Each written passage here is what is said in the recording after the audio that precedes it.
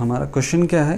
Question है question number 74, the identification of common sub expression and replacement of run time computation by compile time computation is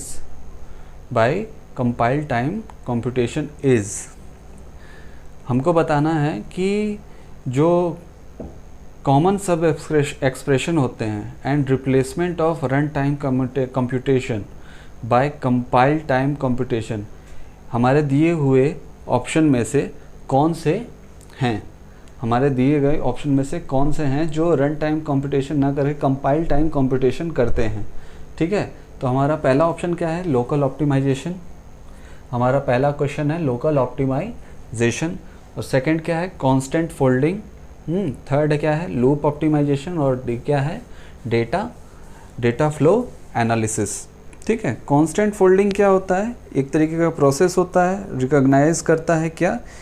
recognising and evaluating constant expression eight compile time. Constant folding क्या करता है? Constant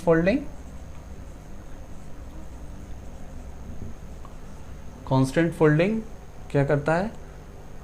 ये क्या करता है? Recognise करता है,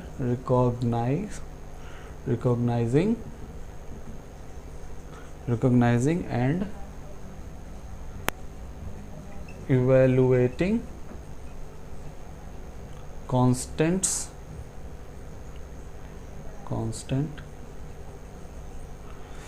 expression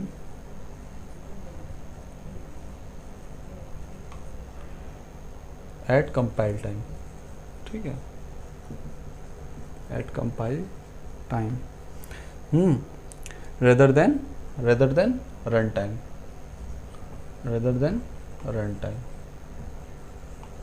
ठीक है, rather than run time, constant folding। ठीक, और लूप ऑप्टिमाइजेशन किस लिए कहते हैं? लूप ऑप्टिमाइजेशन लूप को ऑप्टिमाइज करने के लिए वो काम में आता है। ये क्या करता है? इंक्रीज करता है आपका एग्जीक्यूशन की स्पीड इंक्रीज करता है लूप ऑप्टिमाइजेशन, रिड्यूस करता है ओवरहेड्स। ठीक है, और इससे कैच मेमोरी की जो परफॉर्मेंस होती है वो भी इंक्रीज होती है। पैरेलल प्रोसेसिंग में लूप ऑप्टिमाइजेशन बहुत ज़्यादा काम में आता है। ऑप्टिमाइजेशन, ठीक है, लूप ऑप्टिमाइजेशन। ठीक, पैरेलल प्रोसेसिंग में लूप ऑप्टिमाइजेशन बहुत काम में आता है। ठीक है, अच्छा, डेटा फ्लो क्या होता है? डेटा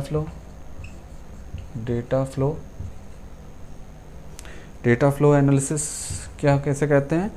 ये एक तरीके की टेक्निक है for gathering information about possible set of value calculated at various point in computer programs. ठीक है, टेक्निक है, it is a technique for gathering information about the possible set of value calculated at various point in a computer program. ठीक है, अच्छा, local optimisation किसे कहते हैं? Find करना optimal value within the neighbouring set. Local optimisation locally जो किसी हम फंक्शन के अंदर लोकली जो किसी वैल्यू को ऑप्टिमाइज करते हैं उसको हम लोग कहते हैं लोकल ऑप्टिमाइजेशन। ठीक है, अच्छा, तो इन सब में आंसर हमारा क्या है? Constant folding. तो ऑप्शन कौन सा है? बी, ऑप्शन नंबर बी है हमारा कांस्टेंट फोल्डिंग। ये क्या करता है? रिकॉग्नाइज और इवेल्युएट करता है कांस्टेंट एक्सप्रेशंस को eight compile time rather than run time. ठीक है, अब चलते हैं क्वेश्चन नंबर 75 पे। ठीक, क्वेश्चन नंबर 75 में क्या है कि आपसे पूछा जा रहा है विच of the following need not be a binary tree. इनमें से कौन सी ट्री है जो कि ज़रूरी नहीं है कि वो बाइनरी ट्री हो। ऑप्शंस में क्या है? ए सर्च ट्री, दूसरा क्या है? हीप, तीसरा क्या है? AVL tree, fourth one is B tree. ठीक है, इसमें से search tree, heap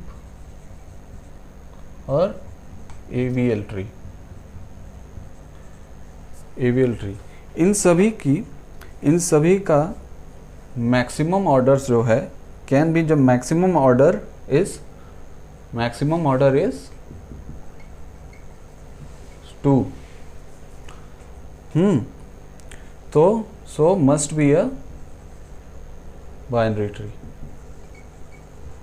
so must be a binary tree, होना ही होना है क्योंकि इनका ऑर्डर क्या है, 2 है. इनमें से बी ट्री एक ऐसा है, बी ट्री एक ऐसा है जिसका कोई भी, इसका कोई भी ऑर्डर हो सकता है, any number of order, any number of order. ठीक है, तो ज़रूरी नहीं है कि हमेशा ये बाइनरी ट्री हो. Need not be a binary tree, need not be a binary tree, ज़रूरी नहीं है. ठीक है, क्यों? क्योंकि इसका कोई भी ऑर्डर हो सकता है और इनका एक फिक्स्ड ऑर्डर है मैक्सिमम 2. ठीक है, और इनका कुछ भी हो सकता है, 1 2 3 कुछ भी हो सकता है. ठीक है, ओके. चलिए नेक्स्ट क्वेश्चन पे चलते हैं, question number 76. Okay, question number 76 क्या है? क्वेश्चन नंबर 76 क्या है हमारा? Question number 76, two main measures for the efficiency of an algorithms are.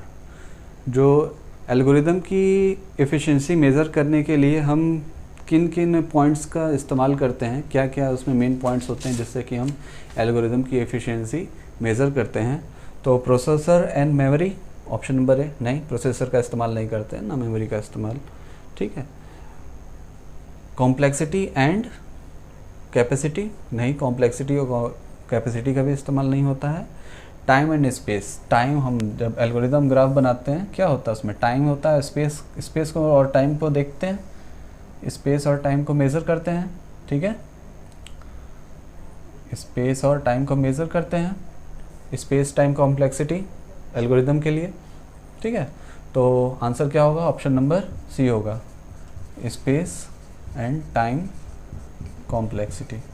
ठीक है, स्पेस एंड टाइम कॉम्प्लेक्सिटी. ठीक है, डेटा एंड स्पेस कुछ नहीं. ठीक है, option number C correct is correct. ठीक है, नेक्स्ट क्वेश्चन पे आते हैं, क्वेश्चन नंबर 77. क्वेश्चन नंबर 77 क्या है? Question number 77, T1 carrier system is used. T1 carrier क्या है? ट्रांसमिशन 1 इसका फुल फॉर्म है. T1 का मतलब क्या है? ट्रांसमिशन 1. ट्रांसमिशन 1 कैरियर किसके लिए इस्तेमाल किया जाता है? इसके लिए इस्तेमाल किया जाता है डिजिटल कैरियर सिस्टम के लिए.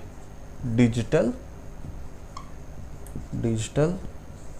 Carrier system, digital carrier system के लिए T1 का इस्तेमाल किया जाता है. कैरियर या वॉइस भी लिख सकते हैं इसको. ठीक है, डिजिटल कैरियर सिस्टम या वॉइस के लिए इस्तेमाल किया जाता है. ठीक है, और ठीक है, क्या करता है? इनकोडिंग करता है, एनालॉग की इनकोडिंग करता है. ठीक है, ऑप्शन 1 क्या है? फॉर डेटा मॉड्यूलेशन, नहीं, ऑप्शन ए नहीं है. ऑप्शन बी क्या है? ऑप्शन बी इंडस्ट्रियल नॉइज, नहीं. ऑप्शन सी क्या है? फ्रीक्वेंसी मॉड्यूलेटेड सिग्नल, नहीं. आंसर होगा D, none of the above. इनमें से कुछ नहीं, क्योंकि डिजिटल कैरियर वॉइस सिस्टम के लिए काम में आता है. ठीक है, जो कि ऑप्शंस में नहीं है, तो हमारा आंसर होगा D, none of the above. ठीक है, अब क्वेश्चन करते हैं, question number 78. Okay, question number 78 क्या है? Question number 78, which of the following is not defined in a good software requirement specification, SRS documents. SRS document का question है कि इनमें से दिए हुए ऑप्शन में से कौन सा डिफाइन नहीं किया जाता है गुड सॉफ्टवेयर रिक्वायरमेंट स्पेसिफिकेशन में. फंक्शनल रिक्वायरमेंट, देखिए SRS में क्या होता है? फंक्शनल रिक्वायरमेंट की बात होती है. ठीक है, अच्छा, उसके बाद क्या होता है? गोल्स की भी बात होती है, गोल्स ऑफ इम्प्लीमेंटेशन. ठीक है, नॉन फंक्शनल रिक्वायरमेंट की भी बात होती है, नॉन फंक्शनल रिक्वायरमेंट्स, NFR. ठीक है, किसकी बात नहीं होती है? एल्गोरिदम्स की बात नहीं होती है. ठीक है, एल्गोरिदम्स की बात नहीं होती है, एल्गोरिदम्स की बात नहीं होती है। तो आपका ऑप्शंस क्या होगा? ऑप्शन होगा डी। ठीक है, एल्गोरिदम फॉर सॉफ्टवेयर इम्प्लीमेंटेशन की बात नहीं की जाती है। गोल्स, फंक्शनल रिक्वायरमेंट और नॉन फंक्शनल रिक्वायरमेंट की बात की जाती है SRS डॉक्यूमेंट्स में। ठीक है, क्वेश्चन नंबर 79 पे चलते हैं। ठीक, क्वेश्चन नंबर 79 क्या है? Communication between a computer and a keyboard involves. Computer के बीच में और कीबोर्ड्स के बीच में जो ट्रांसमिशन की जो इन्वॉल्वमेंट होती है वो किस तरीके की होती है? सिंप्लेक्स वे में होती है, हाफ डुप्लेक्स वे में होती है, ऑटोमेटिक होती है, या फुल डुप्लेक्स होती है? ठीक है, देखिए सिंप्लेक्स क्या होता है?